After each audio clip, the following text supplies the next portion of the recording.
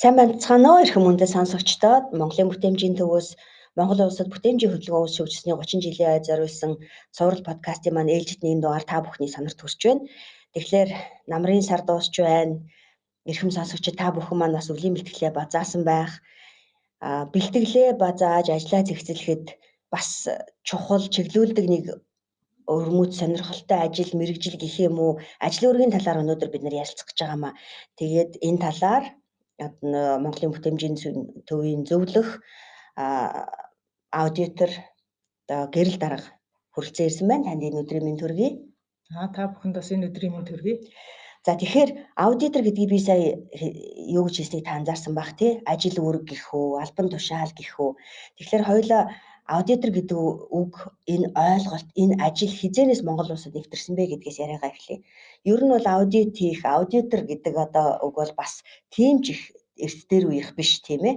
Тэгэхээр яг энэ үгний маань, энэ ажлын маань, энэ одоо үйл ажиллагааны маань утга учир тэгээд хизээнээс Монгол улсад ер нь аудит хийдэг болсон бэ гэдгээс бас яриагаа эхлэе. За тэгэхээр Монголын бүтээмжийн төвийн маань үндсэн одоо үйл ажиллагаа бол аж ахуйн нэгж байгууллагуудад сургалт явуулах, зөвлөгөө өгөх гэдэг нэг чиглэлийн одоо ажил байгаа. Тэгээ тэр чиглэл нь ямар чиглэлээр сургалт зөвлөгөө явуулдаг юм бэ гэхээр тухайн одоо байгууллагын үйл ажиллагааны гүйцэтгэлийг сайжруулах, гүйцэтгэлийг сайжруулах гэхээр менежмент гэдэг асуудал заавал орж ирнэ. Тэгэхээр энэ менежментийг одоо дээшлүүлэхийн тулд дотоод одоо хяналт шалгалтын аргаар хаана ямар одоо алдаа доголдол байна тэрийг одоо илрүүлэх тийм өнцгөөс нь би өнөөдөр энэ аудитор гэдгийг тайлбарлая. Аудитын ажил гэж юу хийгээд байгаа юм, тэрийг хийдэг одоо аудитор гэдэг хүмүүс нь ямар хүмүүс байдаг гэдэг талаас нь яриа гэж бодож байна. Ер нь бол яхаа Монгол улсад бол аудит гэдэг нэр томьёо бол нэлээд сайн хэллээ. Санхүүгийн аудитаар төрийн одоо аудит гэдэг утгаараа ингээд ороод ирсэн, хэвшсэн тий. Тэр чиглэлийн одоо тухайн одоо салбарын санхүүгийн салбарын аудитыг хийж байгаа хүмүүс нь аудитор гэж одоо нэрлэгддэг. Энэ тогтолцоо бол хэдийн одоо бий болсон. Нэлээд дээхэн одоо 80-аад оны үед бол төрийн хяналт шалгалт гэж байсан. Тэгэхээр сүүлийн бид нар зах зээлийн эдийн засагт одоо 90-ад оноос хойш шилжснээсээ хойш бол энэ хяналт шалгалтыг нэлээд одоо өргөн хүрээнд нь авч үзээд аудит гэдэг энэ үйл ажиллагаа орж ирсэн байна. Тэгэхээр аудит бол гэж нэрлэгдээд байгаа энэ ажил бол тэр ер нь л одоо хяналт шалгалт гэдэг тэгэхээр салбараасаа хамаарат тэр нь одоо төрийн юуны ерөнхийдөө хууль зохицуулалтыг хэрэгжүүлдэг дээр одоо ажил байж болно. Эсвэл нь одоо санхүүгийн сахилгуудыг сайжруулах төсөв тий энэ одоо хяналт шалгалтын чиглэлээр сая миний хэлдэг санхүүгийн аудит гэж болно. Тэгэхээр би энэ аудитын жишээг бол сая хэлдгээр менежментийн одоо чиглэлээр аж ахуйн нэгж байгууллагууд хэрхэн үйл ажиллагаагаа сайжруулахад нь аудиттай холбож ингэж ярья гэж ингэж бодож байна. Тэгэхээр би таны ярианы зориуд асуулт жишээлбэл байгууллагууд хөндлөнгийн аудит тийм ээ одоо гэрээд аудит, дотоод аудит гэдэл одоо энэ аудит гэдэг үгийг одоо их сайхан хэлдэг л дээ. Гэхдээ яг сая та хэллээ. Яг тэр ажлыг сайжруулахад зориулж чиглэдэг одоо үйл ажиллагаа бас албан тушаал гэдэг нь бас тэр болгон мэддэггүй. Тэгэхээр бүтээмжийн төвийн хувьд бол өнөөдөр лид аудитор гэдэг бүр одоо нэг биш хоёр гадаад үгтэй ажлын талаар ярих гэж байна тийм ээ. Тэгэхээр та үргэлжлүүлээд яг энэ одоо менежментийн талаас үйл ажиллагаа сайжруулах энэ явцад яагаад аудит тэгээд бүр яагаад заавал лид аудит гэж гарч байгаа юм бэ гэдэг талаар бас ярьж өгөөрэй. За тэгэхээр сая нөгөө аудитын төрлүүдийг ярьж байна тийм ээ. Дотоод аудит өөрөө байгууллага өөрийнхөө үйл ажиллагаанд хийх аудитыг нь дотоод аудит гэж ингэж нэрлэж байгаа. Тухайн байгууллагатай хамтарч ажилладаг бараа бүтээгдэхүүн нийлүүлэгч эсвэл тухайн аж ахуйн нэгж байгууллага бараа бүтээгдэхүүнээ одоо юу яадаг худалдаг. Өөрөөр хэлбэл тэрийг худалдаж авдаг энэ байгууллагуудын хооронд хийсэн гэрээний нөхцлөөр хийж байгаа тэр аудитыг бол одоо гэрээний нөхцөлийн дагуу хийдэг хөндлөнгийн аудит гэж.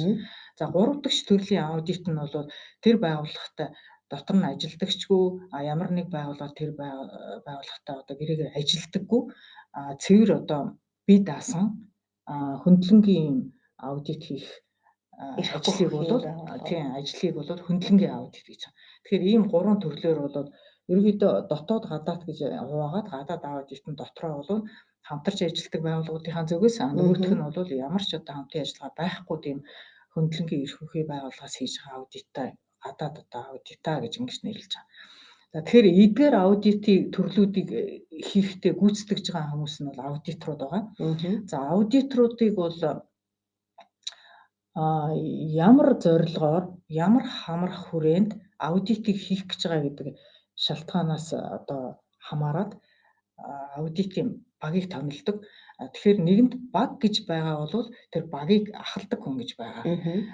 Тэгэхээр тэр нь бүрэлдэхүүний хувьд сая би хэллээ. Тэр хамрах хүрээ тухайн аудитын зорилгоос хамаарат 7 хүнтэй, 5 хүнтэй, 3 хүнтэй тийм ээ арилгах сандгаа эсвэл 1 хүнтэй ийм аудитын баг байж болно. Тэгэхээр тэр аудитын багийг ахалж байгаа хүнийг бол ихэнхдээ бид нар багийн одоо ахлагч багийнхаа хувьд бол тэгвэл тэр баг дотор байгаа аудиторуудыгаа чиглүүлдэг, хуурт ажлыг нь бол одоо хуваарлдаг аудитын тайланг одоо гаргадаг тийм ээ. Тэр аудиторуудын өөрөөр хэлбэл бүгд л одоо аудитыг хүлээж зохицуулдаг ийм ажлыг хийдэг. Тэр лид гэж одоо бид нар нэрлэж байгаа буюу өөрөөр хэлбэл заримдаа одоо монгол хэлээр тэргүүлэх аудитор эсвэл ахлах аудитор гэж ингэж нэрлэдэг байгаа. Тэгээ яг одоо бол лид аудитор гэдгээр нэлээд ингээд хөвшөөд энэ нэр томьёо ингээд орж ирчээд байна л да лид аудит. Тэгэхээр яг энэ таарсан бас одоо энэ лид аудитор гэдэг хүнийх нь өөрийнх нь чадамж, ур чадвар нь ямар байх юм, мэдлэг нь ямар байх юм, тийм ээ, туршлага нь ямар байх юм, ажлын туршлага, аудитын туршлага гэх ингээд олон янзын шалгуур тэр байтугай одоо хувийн зан чанар нь ямар байх юм гэдгээс хамаарат эдгээр хүмүүс яг тохирсон тийм сургалтанда суугаад тэр одоо чадамжаа эзэмшсэн ийм хүмүүс байх ёстой юм байна. За таны хувьд жишээлбэл одоо Монголын бүтээмжийн төвтэй хамтраад их олон удаа ингээд аудитын сургалт хийж ийн ялангуяа лид аудитор гэсэн сургалтыг бас нэлээд хийдэг. Тэгэхээр бусдыг тэгэж одоо чадахжуулж тийм ээ одоо лид аудитор хүртэл нь одоо бас тусалж дэмжиж мэдлэг өгөхийн тулд та өөрөө амьдралынхаа туршид одоо маш их туршлага хөрөнгөлүүлсэн байна. Тэгэхээр та өөрөө ер нь аудитороор тийм ээ хичнээн жил ажиллав. Одоо хичнээн байгууллагт аудит хийснийг одоо тоолж яриад чадахгүй байх. Гэхдээ таны одоо энэ аудитороор ажилласан ажлын туршлагыг хөрөнгөлүүлсэн энэ он цагийн явцад тохиолдож исэн одоо юу гэдгийг санууштай, сонсогчдод маань хэрэгтэй, магадгүй сонирхолтой зүйл тохиолдлоо байвал ярьж өгөх. Яг ер нь бол аудитын ажлыг бол бас маш их зөв хийх одоо би түрүүнд хэллээ тий хувийн шин чанар гэдэг нь бол тухайн хүн ямар үед ярих вэ, ямар үед сонсох вэ, ямар үед тэр боловсруулж байгаа тайлан юм уу, тэр үйл тохирол гэдэг байгаа баримт бичгийг хэрхэн яаж бүрдүүлэх, баримт бичиг одоо бүрдүүлэх, боловсруулах чадвартай байх вэ гэдэг нь бол бас нэлээд өндөр шалгууртай байдаг л да. Тэгээ энэ нь бол бас цаг хугацаа хийсэн нөгөө аудитынхаа ажлын одоо туршлагаас болоод их хамаардаг. За миний хувьд бол би одоо энэ менежментийн тогтолцоог бол ер нь бол Монгол улсад бид нар анх менежментийн холбогдлолтой олон улсын стандартуудыг 96 оноос хойш Монгол улсад ингээд нутагшуулаад бий болохоос эхлээд бид нар энэ аудитын сургалтыг хийж эхэлсэн л дээ. Тэгээ энэ аудитын сургалтыг хийж эхлэхдээ бол мэдээж өөрсдөө бас одоо гадны одоо сургалтанд хамрагдаад тэр гадны сургалтаа сурсан мэдснээ дотоодынхон одоо аудиторуудад сургаад гих мэтчлэр ингээд ингэсээр байгаад одоо аудиторууд маань одоо энэ тоо хэмжээ бол нэлээд ихссэн. Одоогийн байдлаар бол энэ аудиторууд бол зөвхөн заавал дотоодод болж байгаа сургалтанд хамрагдаас гадна өөрсдөө онлайнаас сурч болно. Эсвэл одоо гадаадын байгууллагатай контакт тогтоогоо тэр сургалтандаа бүр очиж одоо сурч болно. Мэдээж энэ дээр бол нэг асуудал бол төлбөр мөнгөний асуудал байгаа. Тэгээ төлбөр мөнгөний асуудлаа одоо шийдвэл энэ сургалтандаа суугаад чадвараа одоо дэвшлүүлээд ур чадвараа нэмэгдүүлээд олон одоо төрлийн аудитд ороод аудитын туршлагаа бол нэмэгдүүлэх юм боломжтой. За 2 дугаар асуудлын талаар бол яг ингэдэг аудит одоо хийн аудитор гэдэг одоо баг ирж байна. Аудитор гэдэг одоо хүнтэй ингээ харьцаж байгаа нөө шалгуулж байгаа хүмүүсийн хувьд бол айдас аяг байдаг. За тэр айдсыг одоо бид нар одоо дарах гэх юм уу. Ер нь бол энэ аудит хөндлөнгөөс би хэлж байна те, хөндлөнгийн аудитын хувьд бол аудиторуудыг тэр шалгуулж байгаа байгууллага бол яаж хүлээж авдаг вэ гэвэл аль болохоор нөгөө юмаа одоо нуух, далдлах байдаг ч юм уу тий. Аль болохоор сайн үр дүнтэй гаргах гэдэг ийм байдлаар гаргаад идэг л да. Тэгэхээр бид нар бол нөгөө өнцгөөс нь ингэж тайлбарлах гэж оролддог. Өөрөөр хэлбэл энэ хөндлөнгийн аудитыг танай байгууллага өөрсдөө хүсэлт гаргаад хийлгэж байгаа. Сайн дурын үндсэн дээр. Тэгэхээр та бүхэн хүсээд хийлгэсэн бол яг одоо тэр зориод байгаа юм дээр чинь хаана юу болохгүй байна вэ гэдгийг та нар мэдэх гээд байгаа. Хаана юу болохгүй байна вэ гэдгийг гаргах гэж тэр хийж байгаа аудиторууд бол ур чадвартай юм хүмүүс байгаа учраас хамтын ажиллагаа байдаг юм аа л гэж би хэлэх гээд байна. Өөрөөр хэлбэл шалгуулж байгаа хүмүүс нь шалгаж байгаа хоёрын нь хамтын ажиллагааны үр дүнд тэр үйл ажиллагаа хаана юунд доголдоод байна, хаана нь бол бас сайн одоо туршлага байна гэдгийг бид нар гаргаж ирэх юм зорилготой ийм ажил байдаг. Тэгэхээр яг би түрүү нөө айдас гэд ингээд ярих жоохон тодруулбал ингээд аудитор ирэхээр ер нь бол хүмүүс нь ингээд аль болохоор юу гэдгийг нөгөө нэг аудиторт одоо нүүр тулах тий ярилцлаганд одоо орохгүй байх одоо би томилтой ажилтай байна ч гэдэг юм уу тий одоо тойроод одоо тий зүхтаах ч байдаг юм уу эсвэл нь одоо яг энэ юу гэдгийг одоо байгаа бичиг баримтанд байсаар байтал нөгөө нэг хитрхи их нөгөө сэтгэл хөдлөлөөр тэрнийг нөгөө өөрсдөө хийчихсэн тий болгоомжиж буруу өөрсдөө хийдэг юм аа хүртэл мэдхээ болцсон байдаг тий сандраад.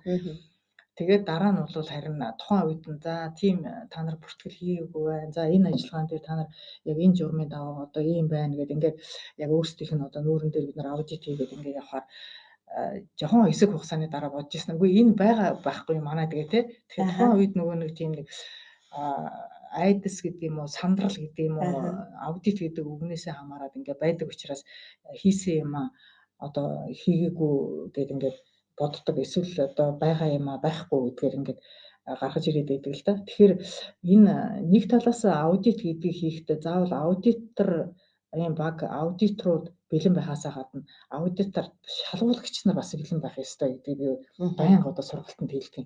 Шалгуулж байгаа хүмүүс маань бэлэн бай. Өөрөөр хэлбэл тэнд бол байгаагаараа байл гэж би одоо ингэж хэлдэг. Байгаагаараа бай. Хийсэн юм аа хийдгээр нь хийгээд суужээ. Аудиторууд бол хурж ирээд та юу хийдгийг гэдгийг чинь аяндаа өөрсдөө тэр хүмүүс бол олон жилийн туршлагаараа хаана юу болохгүй байна гэдгийг тэр хүмүүс хараад мэдж байгаа. Бараг та нарыг хариултаа өгөөгүй байхад чинь одоо тэр хүмүүс аль хэдийн та нарын бие хилэмж тэгээд нүдний хаарц тэднээс аль хэдийн уншчихсан байдаг юм аа. Тэгэхээр та нар бол зүгээр ажиллаа хийжээ харин зүгээр одоо маш одоо хийж байгаа ажиллаа зөв тэгээд одоо тэнд ямар ч одоо айдас сандрал байхгүй одоо бид нэг зорилготой шүү гэдгийг ерөөсөө мартаж болохгүй хараад шалгуулж байгаа л тийм л хэлмээр зүйл. Тэгэхээр аудитор гэхээр одоо жишээлбэл яг аудитор гэдэг жишээлбэл одоо инженер гэдэг шиг мэрэгжил байхгүй тийм үү? Тийм. За тэрийг зөвхөн ажлын туршлага болон сургалтанд тухайн салбартаа мэрэгшээд бус одоо хяналт тавьж илүү одоо зүйлийг олж харж сайжруулах хэмжээнд одоо бэлтгэгдсэн яг тэр салбарын мэрэгжилтэн одоо аудитор болдог гэж ойлгож байгаа зүг үү? Тийм. Яг аудитор гэдэг бол мэрэгжил биш. Сайн хэллээ тий. Энэ бол зүгээр эрх гэдэг юм да. Би түрүү хэлсэн тий. Аудитыг эрх бүхий хүн хийнэ гэдэг яриад байгаа тий. Тэгэхээр тэр эрх бүхий гэдгийн тэр хаалтан дотор ямар үг байна вэ гэхээр сургалтанд нь суугаад сургалтанд суугаад өөрөөр хэлбэл та ийм сэдвээ сургалтанд суугаад ийм одоо мэдлэгтэй боллоо гэдгээсээ илүү шалгалт өгдөг. Шалгалт өгөөд өгж байна гэдэг чинь та чадвартай боллоо гэдэг чинь нотлсон гэрчилгээ гэсэн. Тэгэхээр одоо сургалтын гэрчилгээ бол та ийм мэдлэг ийг одоо та эзэмшсэн шүү гэдэг гэрчилгээ өгж байгаа бол аудиторын тэр одоо сургалтанд суугаад шалгалт өгөөд авч байгаа гэрчилгээ бол та ийм чадамжтай боллоо шүү гэдэг ийм эрхийн өгдөг гэсэн.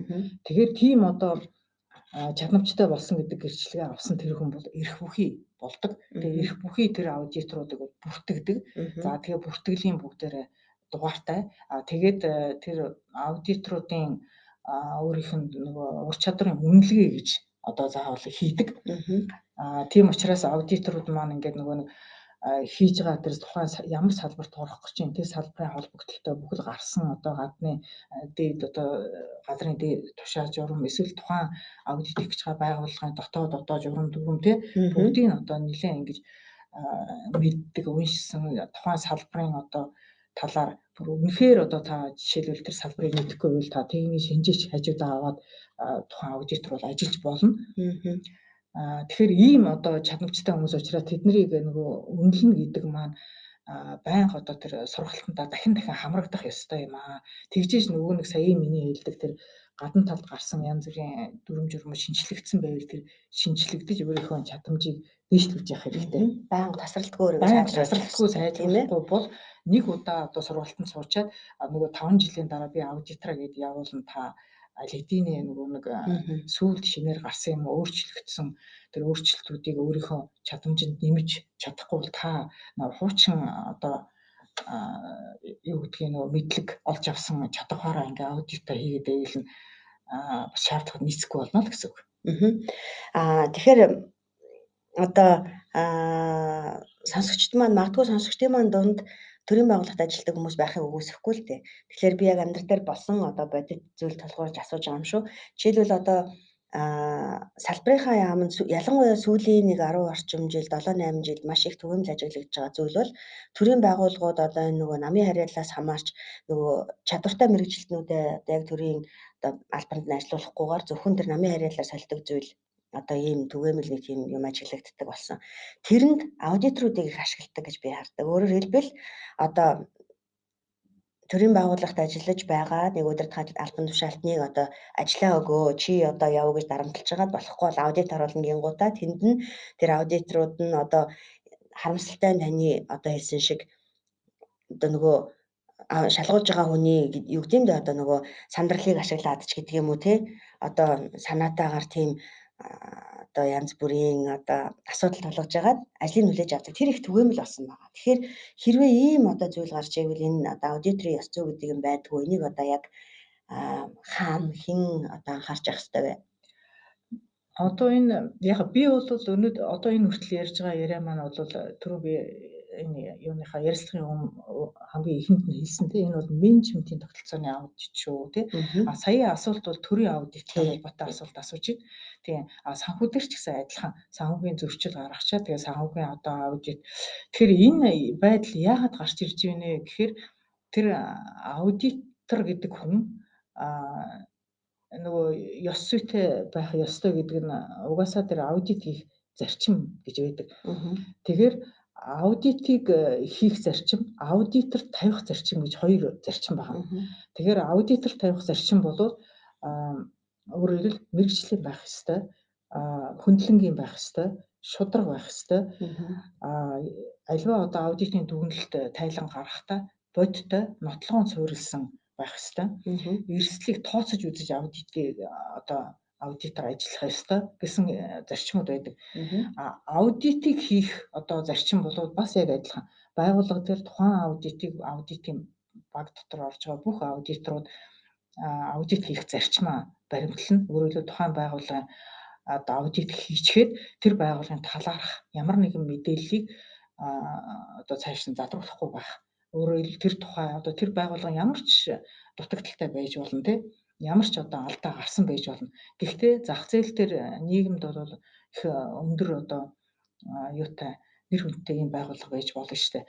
Тэгэхээр ийм байгууллагын тухай бид нар аудит хийхэд ийм гарч исэн гэдгийг бол хинт чаач ярих ямар ч тийм ёс зүйн одоо тийм байхгүй ёс зүй байж болохгүй гэсэн. Тэгэхээр бид нар бол ингээ олон жил аудит хийж байгаа боловч одоо маш олон байгууллага дээр хийж штэ маш олон салбарт хийж байна. Гэхдээ бид нар өөрсдөө тэрийгэ дотроо ингээд тэр байгууллага дээр тийм зорилгоор тийм хамрах хүрээнд аудит хийхдээ тийм гарч исэн ийм байна гэдгийг л бид нар дотроо аудиторынхаа хувьд яг ёс зүйнхэн хүрээнд яг зарчмаа баримтлаад яг тэр аудитыг хийгээд дууссан бол тэр аудитын бүх ажиллагаа тэр цаасан дээр юу бичигдэх ёстой тэрийг бичигдээд албан ёсныхоо одоо бүртгэлд нь хадгалагдаад ингээд архивлагдаад үлдэнэ. Тэр тухайн мэдээллийг би найзтай юм уу? Эсвэл нь гэр бүлтэй юм уу? Эсвэл нь зүгээр нэг 3 жилийн дараа хэн нэгэн зүгээр нэг ярианы далмаар юм уу? Ярих ямар ч тийм одоо ёс зүй хизээч байж болохгүй.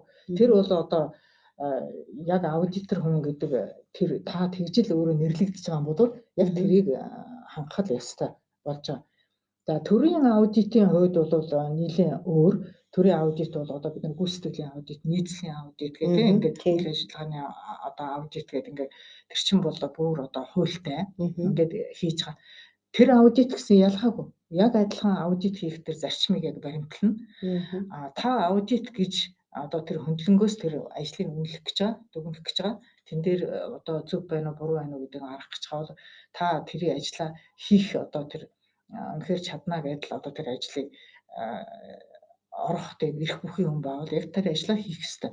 Тэрнээс ямар нэгэн одоо бусдын нөлөөнд автаад юм уу эсвэл энэ дээр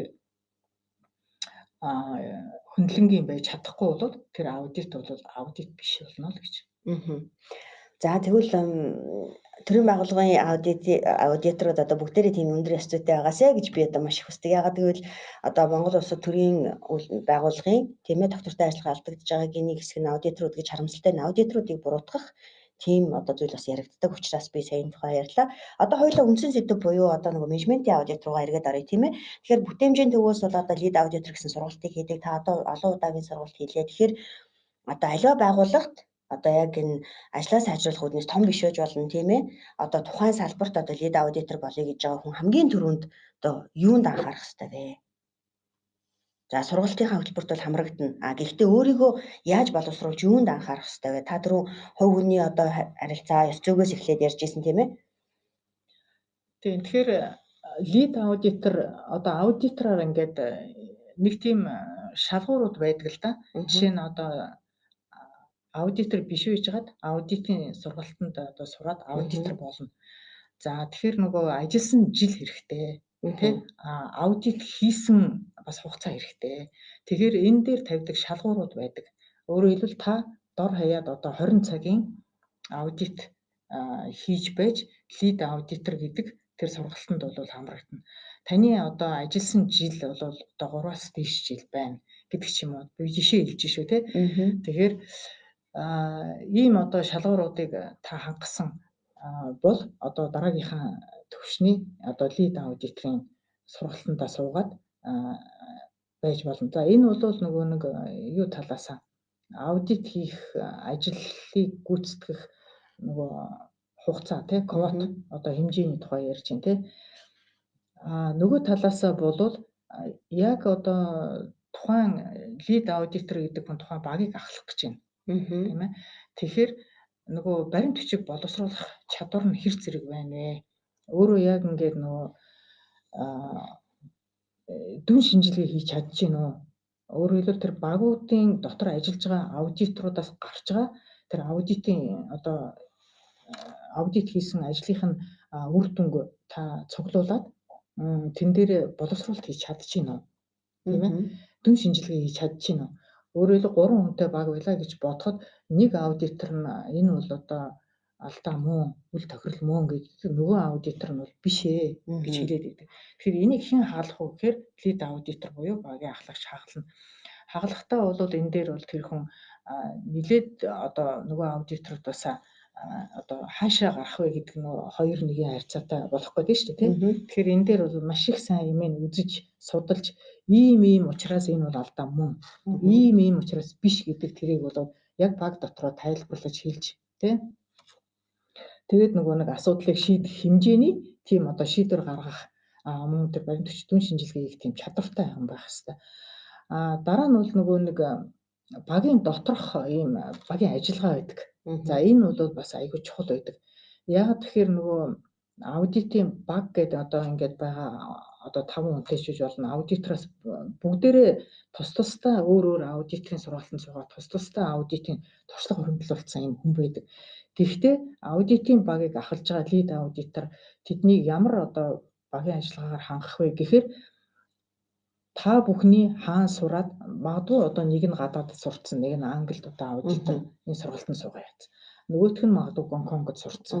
2 нь 3 нь одоо ингээд дотооддоо сурцсан ийм байж болно тий.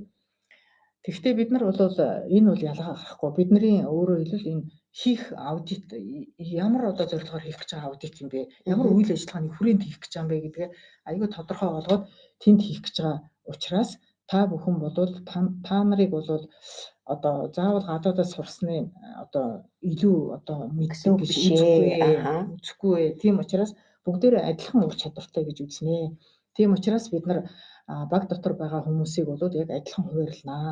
Мэдээж аудит хийх ингээд цаг маань бол 3-4 өдөр ингээд баг нь ингээд хийгээд тэр шалгуулж байгаа байгууллага төвөг одоо чирэгдэл учруулад байх хэрэг байдгүй л дээ. Тийм учраас аудитыг хийхдээ төлөвөө бид нар гаргахдаа одоо минутаар нь хуваарилдаг тий 10 минут 20 минут 30 минут гэх тий. Тэгэхээр энэ 30 минутанд энэ нэмийг одоо шалгана үзнэ. Энэ дараагийн 20 минутанд энийг үзнэ. Тэгэхээр бид нар бол тавуулаа одоо ингээд суугаад шалгаад байгаа байхгүй. Тийм учраас бүх одоо тэр аудиторын ур чадвар адилхан гэдэг үндсний үндсэн дээр бол нөгөөдөлгөө хуваарилдаг. За энэ 30 минутанд чи тэр хүнтэй тэгж уулзна, тэр имийг чи гаргаж ирнэ. Тэр зүйл. За чи бол тэгнэ гэдэг. Ингээд 5 одоо аудитор маань 5 тийшээ ингээд тэр байгууллагын одоо зүйлийг шатгаад тэндээс гарах үр дүнг бол давтан нөгөөх нь очиж юм уу эсвэл лид аудитор очиод хянах ямар шаардлагагүй. Өөрөөр хэлбэл тэрэнд одоо итгэл үзүүлж ийн гэсэн. Тэгэхээр тэр аудитын багийг бол одоо зөв хуваарлж өөрөөр хэлбэл тэр багаас одоо гарч ирж байгаа тэр аудитын ажлын үр дүнг одоо нэгтгэхэд тэр багийн ажиллагааг бол их сайн зохицуулдаг. Ийм одоо бас өндөр хариуцлага байх маш өндөр хариуцлагатай. Дээр нөгөө нэг аудитад одоо шалгуулж байгаа багт бол лид аудитор маань тайлагнах ёстой. Ийм юм байна. Одоо ийм үндслэлээр ийм аудитын үр дүн маань ингэж гарлаа гэдгээ тайлагна. Нөгөө шалгуулж байгаа багийн зүгээс ямар нэгэн гомдол юм уу эсвэл тэн дээр одоо тэр үлийн зөвшөөрөхгүй ийм үйлс гарвал тэрийг одоо нотлогоон дээр суурилж одоо яг хэлэх ёстой. Тим бичиг баримтын тэдийг асуухад тим албан тушаалтай тим хүн тэгж хариулсан гэдэг одоо бүр нотлогоог одоо хэлээд тэгээд тэр тайланг одоо танилцуулдаг учраас тим одоо хэмжээний сая миний одоо наадсахын жишээ татсан тийм шин чанаруудыг та хэрвээ хангаж одоо чадхуйц байна гэвэл лид аудиторын сургалтанд та суугаад тэрийгээ бүр илүү одоо яаж бүр юу талаас нь онлайн талаас нь яаж хийх вэ гэдгийг л сургалтандаа сууж олж явна л гэсэн үг. Тэгэхээр одоо маш ням байх хэрэгтэй тийм ээ. Одоо цагийн мэдрэмжтэй байх хэрэгтэй. За шудраг байх хэрэгтэй. Хүмүүстэй одоо ижил одоо багийн гишүүдтэй шудраг хандах хэрэгтэй тийм ээ. Шалгуулж байгаа хүмүүстэй шудраг хандах хэрэгтэй гэдэг ингээд лид аудитор буюу аливааг ахалж байгаа хүн гэдэг үднээсээ одоо маш их өөрөг хариуцлагатай ийм ажил ах нэ. Тэгэхээр бүтээмжийн төвийн хувьд бол одоо лид аудиторын сургалт хийж байгаа одоо бүтээмжийн төв биш магадгүй зүгээр одоо сургалтанд суудсан хүн өөрийнхөө туршлагыг одоо улам сайжруулах үүднээс танд одоо ганцаарчлсан одоо чиглэл өгөөч одоо ментор буюу тийм ээ одоо чиглүүлэгч гэдэг юм уу тий ингэж ажиллаж болох уу гэвэл одоо та тэгж ажилтгүй одоо аудиторуудад одоо ганцаарчлсан сургалт юм уу зөвлөгөө өгөх боломж бий юу? Ер нь бол одоо менежментийн тогтолцооны хувьд ингээд дотооддоо аудитор өөрсдөө хийгээд олон удаа ингээд дотоод аудит хийгээд за бид хийгээд ингээд болоод байгаа юм шиг л харагдаад байх юм тий. Манайд одоо ерөөсөө ингээд бүх юм л околоод байна гэсэн ийм хэлдэлтэй. Тэгээ хөндлөнгийн аудиторуудаар бас бид нар шалгуулад байхад бас тэд нар маань бас ингээд манайхыг одоо их сайн байна болж байна. Одоо ямар ч үйл тохиолдол гарсангүй гэдэг ингээд. Гэхдээ бид бол мэдрээд байна. Бидэнд юм байна.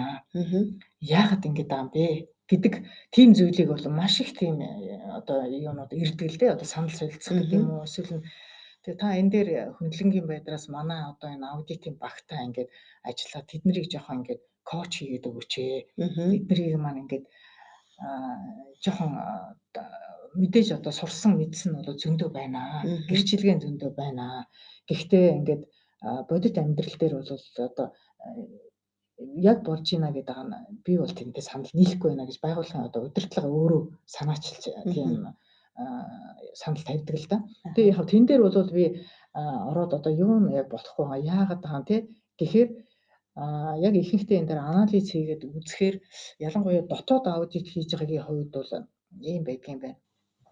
Дотоод аудитын хувьд шалгуулж байгаа хүмүүс маань бас дотооддоо ажилладаг хүмүүс байгаа.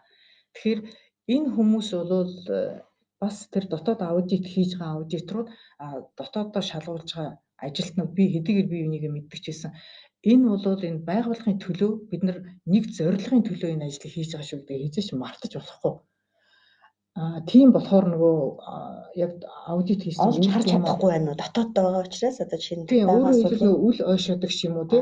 Одоо өөрөөр хэлбэл үргэлж одоо даргынхаа мэдлэлд байдаг тухайн нэгж газарт ингээ хариалагдж байгаа хүмүүс байж байгаа шүү. Гэтэл өөр нэгжийн нэг мэрэгжилтийн ирээд өөр нэгжийн даргыг ингээд одоо шалгах болж штэ. Аудит хийх болж байна. Тэгэхээр нөгөө хүмүүс маань бол одоо эсвэл үл ойшоодог, эсвэл одоо нөгөө шалгуулж байгаа юмдаа бэлэн биш байдаг, эсвэл тэрийг ойлгохгүй ийм гардаг.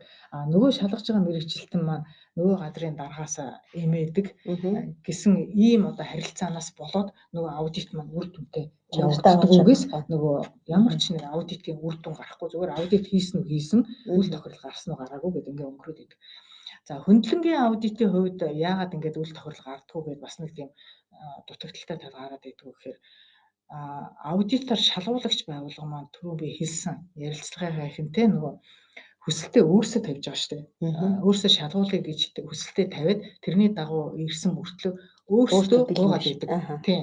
Одоо манайх ингээд алдаагүй гарвал одоо ингэх гээд байна гэдэг ч юм уу. Манай одоо энэ юу нэ гүйцэтгэлийн үнэлгээгээр бол одоо KPI-аар хэмжихээр одоо хэрвээ та алдаа гаргавал миний ажилд одоо нөлөөлөх гээд байна. Эсвэл манай одоо энэ дотоод аудитын багийн ажилд нөлөөлөх гээд байна. Биднийгээ одоо ажиллаа хийгээг учраас та хөндлөнгөөс ирээд ингээ аудит хийгээд үйл тохиолдол гаргачлаа. Тийм. Ер нь бол яг зөвхөн тэдний тавьж байгаа саналыг яриад ингээд анализ хийж үзэхэд л ийм гарч ийн гэж би хэлж штэ тий. Гэхдээ бид нар одоо аудитыг хийхдээ манай баг юм уу бид нар бол хийхдээ уучлаарай тий. Хэрвээ та гомдолтой байгаа бол одоо бид нартай ажиллахгүй гэж болно тий. Гэхдээ бид аудитыг одоо аудитын зарчмын дагуу аудитор хүн одоо ямар хийх ёстой тэрнийхээ дагуу хийнэ. Уучлаарай. Тийм учраас том үйл тохиолдол гарч болно. Одоо өөр бүр та нарын бүр хүлээж байгаагүй хизээч та нарын мэдээгүй тийм үйл тохиолдол гарч болно. Уучлаарай.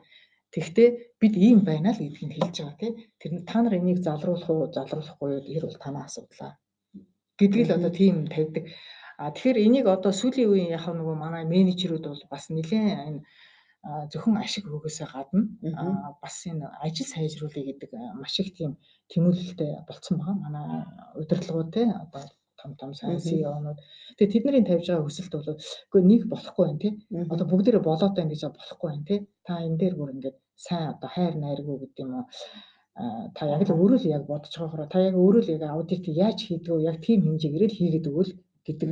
Тэгэхээр би тэрийг бол заримдаа бол нөгөө аудитын багийн хүмүүсийн дадлагжуулна одоо коуч хийдэг ингээд дагуулж яваад бүр яг ингээд хийх үед юм уу те яг ингээд хийвэл ингэнэ те ийм та нар орхигдуулаад байна. Эсвэл та нар тэрийг харахгүй байна те энийг ингээд харах ёстой гэдэг байдлаар нь л одоо чиглүүлээд ингээд одоо түрүүний яхаа нэг ментор хийгнэ зүгээр нэг коуч хийгээ те тийм ажиллагаа бол байна.